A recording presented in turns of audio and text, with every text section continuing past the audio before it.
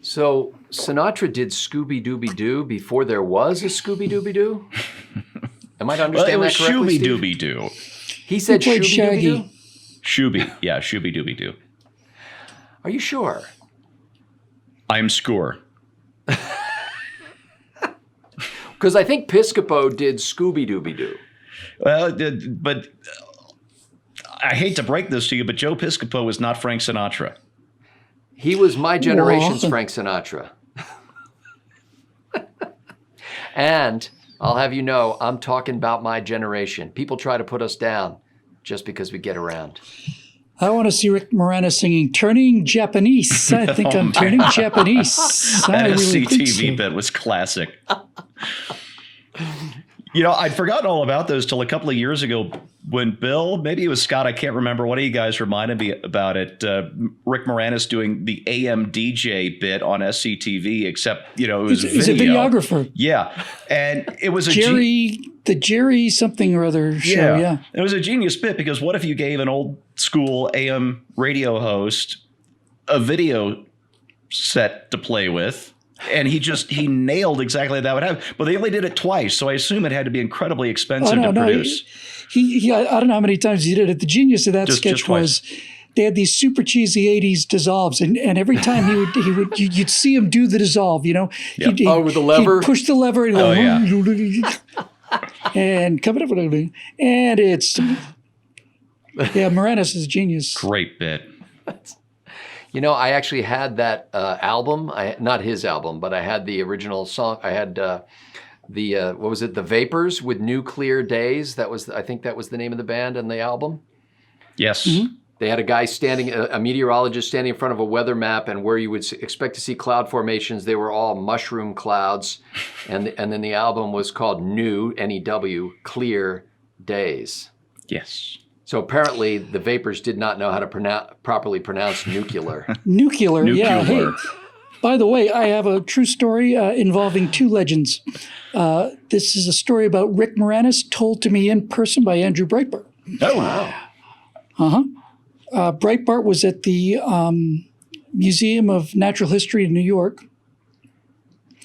And he was coming down the stairs or going up the stairs. And this little guy looks up to him and says, "Are you Andrew Breitbart?" And he says, "Yeah." And he looks at him and it's Rick Moranis. And he says, I'm a big fan of your writing and stuff. And Breitbart said, "What happened to you? Where did you go?" I said, "I had kids. I'd done enough, you know. I wanted to be with my family, and I pretty much done it. I just decided to get out of that town. It's an evil town. I read your Hollywood Babylon, and you're absolutely right. And I just wanted to say, you're really doing important work out there." And then off he went. Wow. Very cool. That's cool, huh? Yeah. That trumps my Brit Hume story, I think. Anything trumps a Brit Hume story. Brit's a good guy. Yeah, so it was in 2008. We were at the Republican National Convention. I'm walking in this area of the convention hall that they were in, and there's not many people around. But by golly, there's Brit Hume, and who's a very tall man, by the way. And so I walked over to him, and I was not starstruck by anybody at this convention, with the exception of Brit Hume. And so I see Brit, and I go over to him, and I say, "Hi, Mr. Hume. I'm Scott Ott. You don't know me, but I write a little satire site called scrappleface.com." And he said something. I said something like, "I'm sure you've never heard of it." And he said something like, "I certainly have heard of it, and I refer to it with some regularity." And off he went. Isn't that a great feeling? Isn't that the greatest feeling in the world? It's the greatest feeling in the world when people who you worship know who you are, and it's just the greatest thing in the world. I just love how he Absolutely. talked about my cheesy satire website as if he were consulting some sort of medical journal, you know?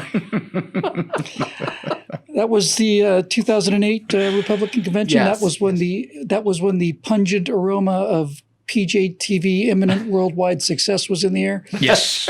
Yeah. Our big The air launch. was redolent with the aroma of PJ-TV. With the aroma of PJ-TV and the new web-based news. We're going to do news. That's right. Yeah. We're going to yes, scoop yes. Fox and CNN. That's also where I ran into Mary Catherine Ham, and I must admit I was a little bit taken with her as well. But the moment I remember about meeting Mary Catherine Ham was I chatted with her briefly, and my wife had prepared a bunch of business cards for me that had Scrapple Face on it, and so I felt like I'm trying to like circulate my business cards, and so I offered her a business card, like exchange, like I was going to exchange cards with Mary Catherine Ham. And she just said, she was wearing jeans and she had her hands in her pockets and she said, I don't have a card. And I just wanted to go, of course you don't have a card. You're Mary Catherine Ham. You don't. Scott Ott has a card. To what's his name's party? Richard Miniter's big bash. Yeah, I'm sure. That was really pretty much sponsored. the ending of the blog era right around then. Yeah, damn shame. No, it was really. The kiss of death for blogs was going video.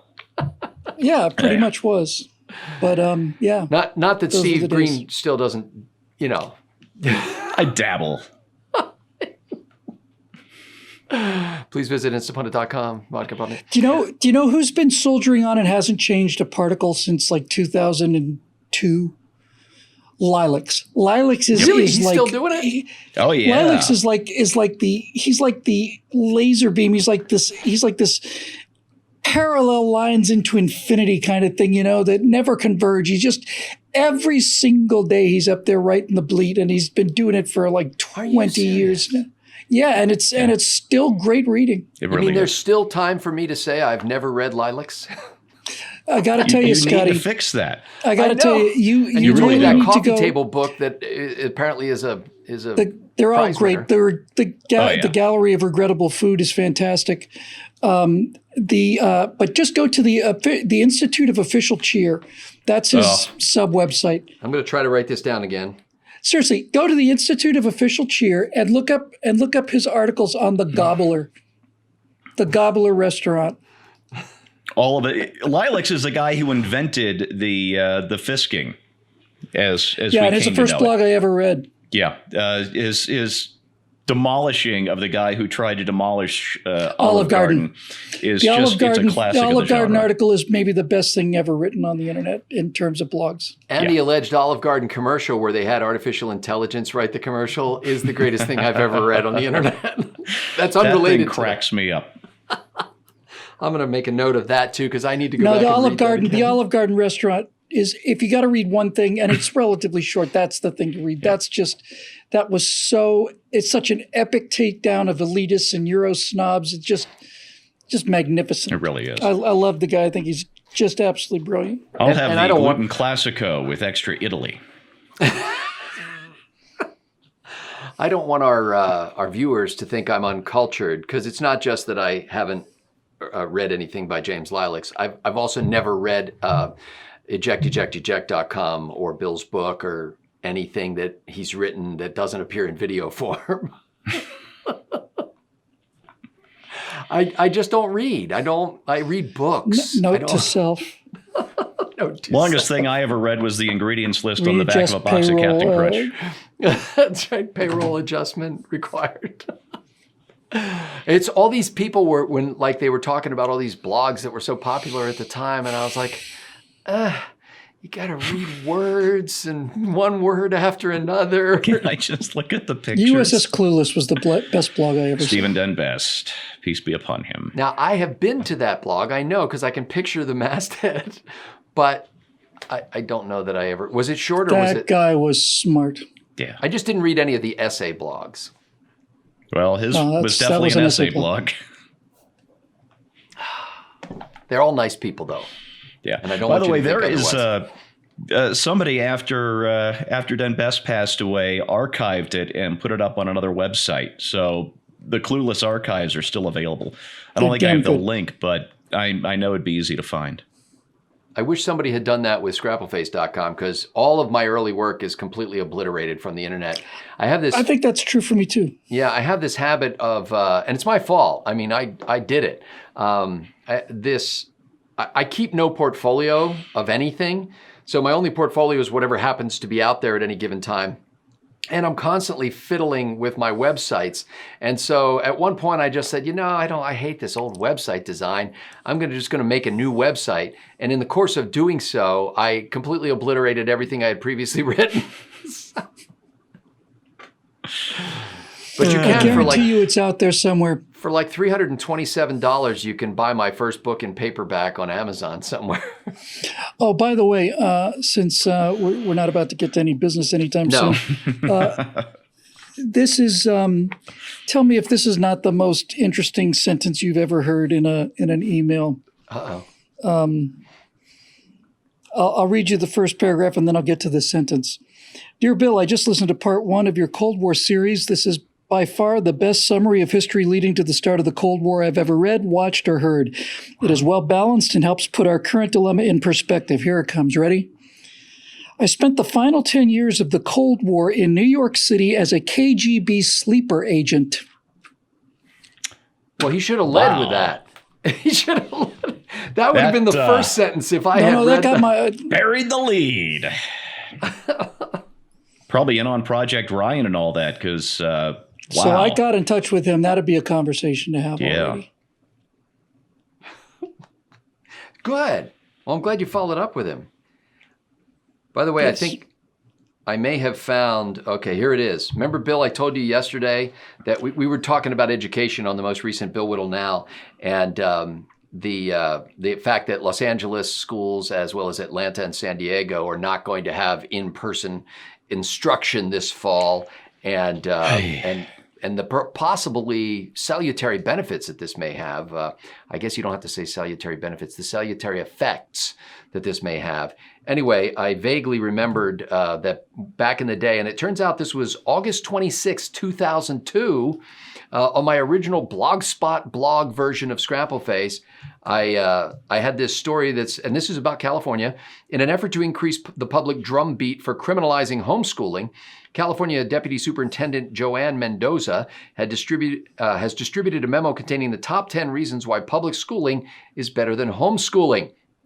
And so then I proceed to excerpt the memo, and the reasons like most parents were educated in underfunded public school system and are not smart enough to homeschool their own children.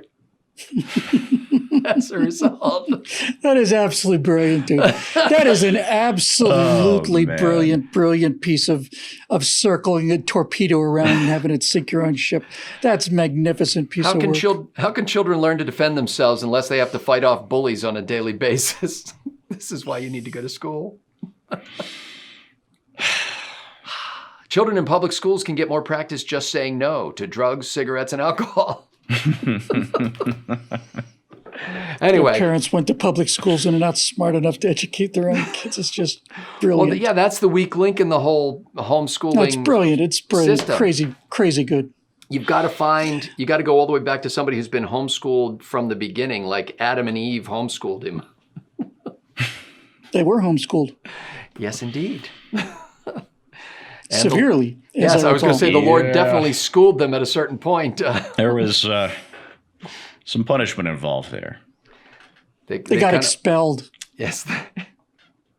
They shouldn't have. He could have given them a suspension, but hanging out with that substitute teacher in the fruit grove was a bad idea. Bad idea. They'd been warned. They've been warned. So I can't stall any longer, but that doesn't mean I have a topic. So let's let Stephen Green this week, I believe, you actually had to fight off an unusually enthusiastic Bill Whittle this week to maintain your position as the one who gets to host 2 episodes. I did. Well, just a little behind the scenes. Not the last time I had the segment formerly known as Members, but I think the time before that, I wasn't aware that it was my week. I could have sworn that it was Bill's. And I came completely unprepared, which is not like me. And Bill just decided to jump on the hand grenade today and offer to take Members. I'm like, no, I'm ready. I got a topic. I'm good. You're not going to take my topic. Never had 2 topics that I was so evenly divided on which one to do, but one of them will keep till next week. All right, well, there we go. Meanwhile, I was begging Bill to give me his extra topic, which he has so far refused to do. Oh, I'd be happy to tell you. One of them was the one that I'm not going to use is a modest proposal to defund the police. Ah. not merely say- consume them. No, I say they should just. I think every police officer ought to just call in sick for 2 weeks. The blue flu. Every one of them. Yeah. They all ought to call in sick, and that goes for the private police too. Well, it's already happening virtually I mean, in the New whole York, country, in we Los need Angeles, to, and Chicago. The whole country, the police as a body in this country need to get together and basically say, okay, you want to live in a world without police? There Here you you go. go. Knock yourselves out. Well, the people who People would be need- hardest hit by that would be the people who want to keep the police around, not the people who want Not to see them true. gone. Well, demographically anyway, the people who would be the hardest hit by it are the people who are voting for the politicians who are calling to defund the police. That's true. So In the city, so to speak. Yeah. Yeah. But there are a lot of Anyway, I'm not going to do that. otherwise Good decent topic. human beings in cities. Yeah. I've heard. Yeah, Scott, if you want that, it would be a good discussion. I may have to. Go ahead. All right. Stephen, I Stephen will go Green. ahead. I'd like to switch things up a little this week, and we'll do the lightning round first. Okay. Wow. That's awesome. I did that just for Scott. No, of course we're doing a lightning round, but we'll do it second, just in keeping with tradition. So we've got that going for us. But for my main topic, my regular topic, I want to talk about Bari Weiss resigning from the New York Times. She was Who is that? I just saw a headline that said that had happened. I was like, who the heck is that? Well, she's young. She's like 35, 36 years old, and I can't believe I'm saying mid-30s is young now, but well, time gets it gets all of us. I have a daughter who's in her 30s.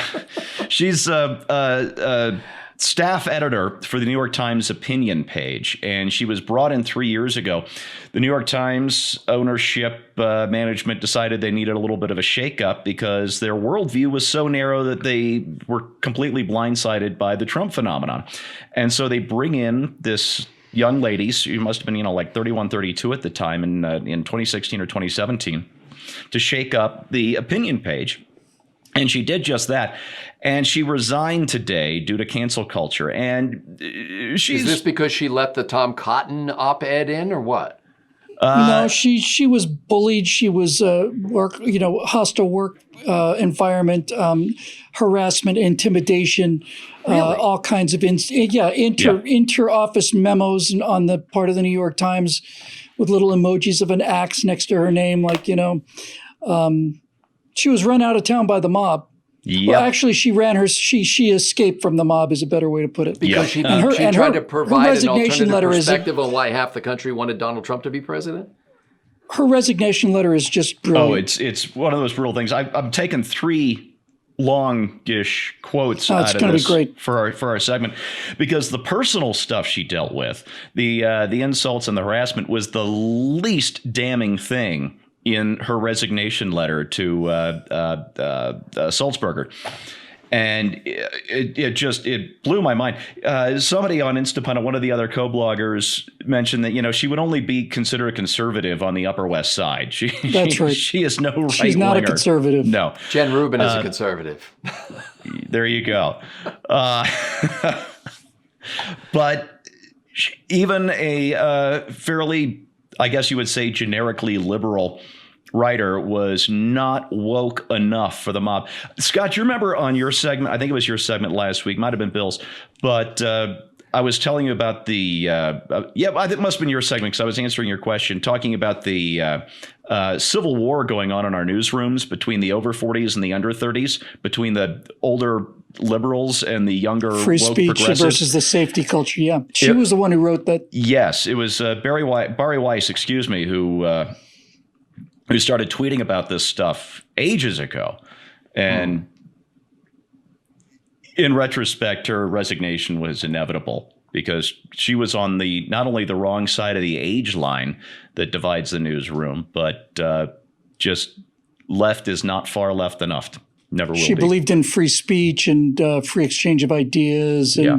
And she's got a line in there about, instead of going out to find out what the truth is, instead of just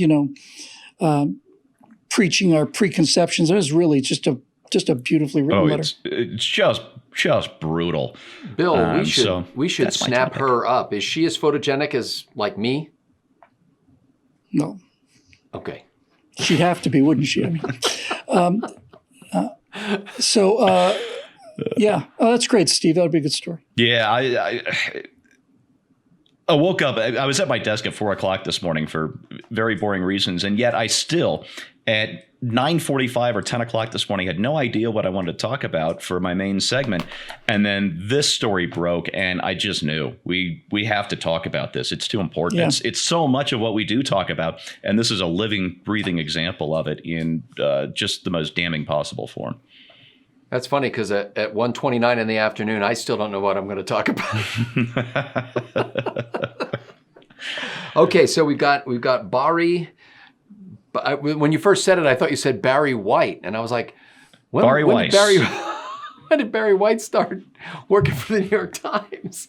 Okay, so and then your You're gonna love other today's news, episode baby. is going to be a lightning round, a lightening round. A lightning round, yes. And I have no idea what the snappy headline should be for the Barry Weiss story, but I'm sure you'll come up with something. Yeah, we'll have to come up with something so that people would know why they should care about someone they'd never heard of. Or maybe it's just me. I don't get out much. Well, no, she's not exactly a household name, but I think most people have heard of the New York Times. A former newspaper? That's changing. That's right. Former newspaper, yes. Scrappy small town paper. And we make a full circle back around to Scooby-Doo. Okay, so Bill Whittle, I've written a little W on my note-taking device here. And would you like to do some sort of hosting duties this week? I was on fire to do this defund the police thing and just serious as I could be. Go home, officers. Yeah. You just go home for a week just so people can see. So I can't have this topic? You can have it. Absolutely, you can have it. Although it really does have my imprimatur on it. Do I have to, should there be a lower third crawl during the entire thing? No, it's just got to be. You're just far too balanced for this kind of bloodthirsty kind of. And that's why I am hated by countless millions. I love the reading comments on YouTube where people are like, stop being sensible. This is not a time for sensibleness. Yes. And then at the last minute, I mean, seriously, like 20 minutes ago, I was just flipping through headlines and I want to talk about the USS Bonhomme Richard, which is burning to the keel at the dock in San Diego. It's about the size of an Essex-class World War II carrier. There's like 57 people were injured in this, right? The last I heard? 57 people were injured. The ship caught fire while undergoing maintenance, and it burned the ship out. Yeah. And my attitude on this is going to be, they saved the Yorktown and the Franklin, which took multiple torpedo hits and bomb hits, and they weren't tied up at the dock. And they managed to save that ship. And the idea that the first thing that happens is we're going to take the crew off of the ship. Yeah. The crew is supposed to be the people who fight the fires. They're supposed to know what to do. And now all these firefighters go in there. They have no idea what's on the inside of the ship. They've never been on board the ship before. No idea. And basically it's not a full flat deck catapult aircraft carrier. It's a landing assault. It's an assault carrier. So it's Harriers and helicopters, Ospreys. But it is the size. Yeah. But it is easily the size of a World War II Essex class carrier. Yeah. And it's burned to the ground at its base, tied to the pier. So apparently it's safer to be afloat in the Pacific during World War II under Japanese fire than it is to be tied to the pier in 2020 here. I'm not saying it's safer, but I am saying you got a better chance to save your ship. And honestly, needless to say, this is the Navy's had these stupid accidents, multiple collisions, things like this, and that's just a sign of I know what it is. It's the PC rot. I know the officers that were involved in the collisions. They were, routinely ranked at the bottom in every possible performance category. And then you have this. You have there are images, and I'm going to run a bunch of them, of an American aircraft carrier on fire, which looks like it might easily have been a color photograph taken from the South Pacific in 1944, but it's at the dock in San Diego, surrounded by the entire U.S. Navy and all of the firefighting equipment available to a 2020 city, and they've lost the ship. Yeah. I'll go off on a much longer version of this rant during the actual episode. But one of the reasons we won the Battle of Midway is that every sailor on a U.S. ship is a part of damage control. Is part of damage control. That's right. The Japanese had a little team of damage control guys, and everybody else was supposed to do what they were told. But that never happened. And the damage control guys often couldn't get to the site of the damage. Exactly. Or they'd be killed. Or they'd be killed in the attack. The initial explosion. Exactly. And our team were able to keep ships afloat because everybody is a part of the team. And they evacuated these guys. I didn't know that detail, Bill, and because I've been so busy doing other stuff. I didn't realize that the Navy evacuated the very people who were supposed to save the damn ship. The ship was up for maintenance, but honestly, I know this is going to cause some controversy. But seriously, if I was the captain of that ship and that ship was on fire, I would send out an immediate notice, and I'd get all hands on board that ship right now. And not only are we going to save the ship, it's going to be a hell of a great exercise. It's not like I'd be sending guys into burning rooms without protection. I mean, these guys, the ships are filled with firefighting gear. Yeah, so no, we got to save the sailors. It's like, well, how about having the sailors save the ship? And it's another thing, by the way, which I hope I don't forget for the close. If this had happened during World War II, you could not keep sailors off of that ship. You could not keep them off the ship. They would be swimming out to that ship to save that ship. They'd be climbing up the anchor chains to save that ship. And a Navy that is very proud of its diversity and has just handled, COVID-19 with extra sensitivity and is very concerned about racial equality, all the rest of this stuff. And they've just waived the physical fitness requirements for the current quarter or something like that because it's hard to exercise together. There was a guy in Bert Rutan told me about a general at a base in Spokane, Washington, who was proud of the fact that he had the greenest Air Force base in the entire U.S. military. The greenest? Yeah, it had the highest recycling rate. It had the lowest energy consumption, lowest carbon emissions. He was exceedingly proud of that. Were his squadrons trained up? What difference does that make? Right. Oy. Now, this is rife with opportunity to paint with a broad brush so that a lot of hardworking, good, decent people who really still see the military's role as you do might feel like we are sweeping them into this great pile of dust. They should be angry. I want people to be angry about this. I'm angry about it, and anybody who's an actual member of the U.S. military whose heart is in it should be furious at this. Yeah. They should just be furious that this happened. You don't think there was like a cost-benefit analysis where they went, okay, it's just not worth it? This is one of the ship. This is Navy. This is the entire psychology of the Navy. The only reason a Navy works is because your attachment, your emotional attachment to the ship you're serving on is so powerful. Same thing's true in the Army with your unit. And you will save that ship come hell or high water, and that's basically it, hell or high water. And for them to just say, I hope the firefighters can save it. I hope the civilians can get enough water on it. Damn, torpedoes, turn around. It's the whole command structure. It's the top level of the Navy. And then it's going down to probably, certainly 3 stars and maybe even 2 stars. They probably all need to go. So you think a lot of those sailors may have been quite willing to get in there and fight the fire, but their commanding officer basically said, no, boys, this isn't worth the risk? I don't know if that is true, but I would be amazed if it wasn't. Boys and girls, I'm sorry. Boys and girls. I would be amazed if that wasn't true.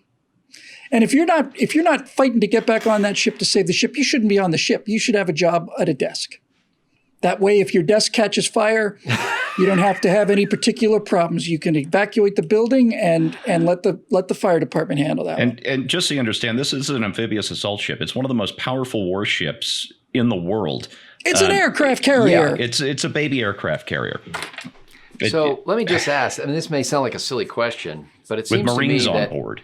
with the fact that California and many other states require you to have fire suppression systems in every little, kitchen and shack that you build, they don't have a fire suppression system built into this thing, and they they're do. sitting in the water. Why wouldn't that just suddenly start sucking in water and blowing it out on the fire? I know that's an engineering detail. Yeah, there are fuel lines and electrical systems and all that stuff throughout the entire ship. So. I'm just doing a little bit of Googling here. Continue on. Just go Damn ahead the without fuel me. lines and electrical connections. Full speed ahead. Yeah. Okay.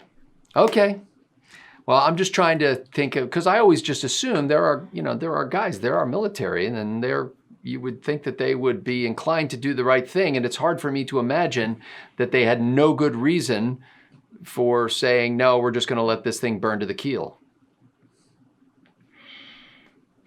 I just looked at Google. I just searched for sunk aircraft carriers that were sunk in combat. And the entry on Japan is rather large, 20 of them.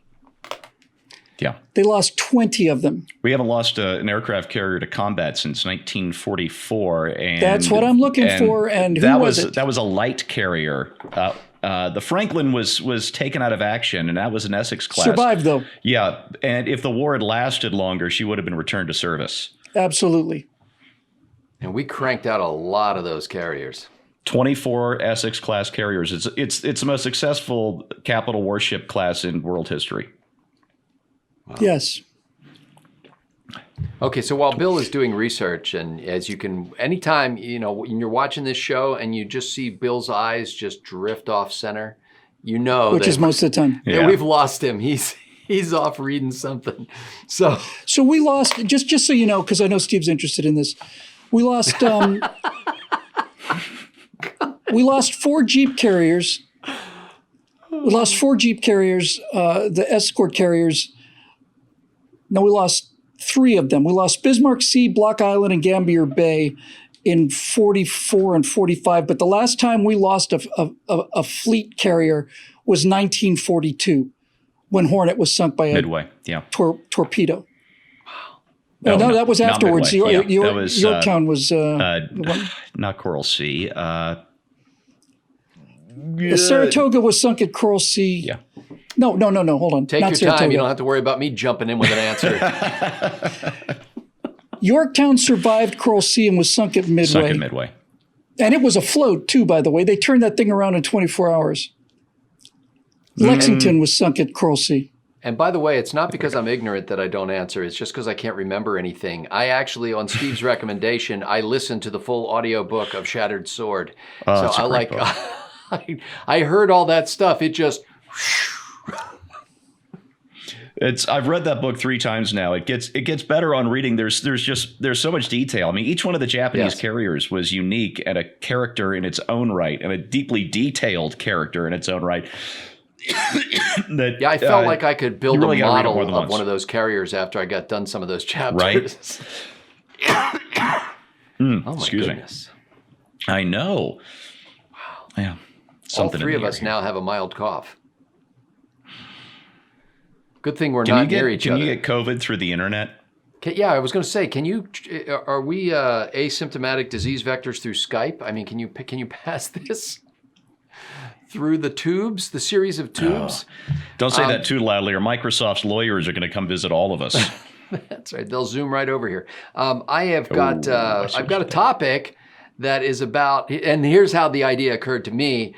What if the police decided to defund themselves? What if they said, now go with me for a second here. I know this is a fresh idea for you, but what if the police decided that they were just going to show America what it looks like if they didn't have the police that so many seem so eager to jettison? And how would it be if a case of the blue flu, which is a correlate to COVID-19, the blue flu would strike departments across the country just for a couple of days? What might happen? And I just thought it would be interesting. I thought that it would be interesting to hear Steve and Bill's opinion on this subject. Well, Bill's got an opinion. Yeah, already? Good, let's do that. You already have an opinion on this? I just mentioned it. I know. Those opinions form fast. Okay, we're going to roll some puppies. I don't know what that means. Is that another synonym for doobie? No. No. Mushy, mushy, mushy. Sorry, Barney Miller reference. Ladies and gentlemen, thank you very much Here comes the thunder. for watching this episode, such as it was. And we appreciate the members who made it possible. And thank you for spreading the word all around the world. People continue to join. You've got new members coming in every day, reading your blog posts, interacting with you in the comments section. And we're just thrilled to be a part of it. And we're grateful to you. So for Bill Whittle and Stephen Green, I'm Scott Ott. Thanks for watching.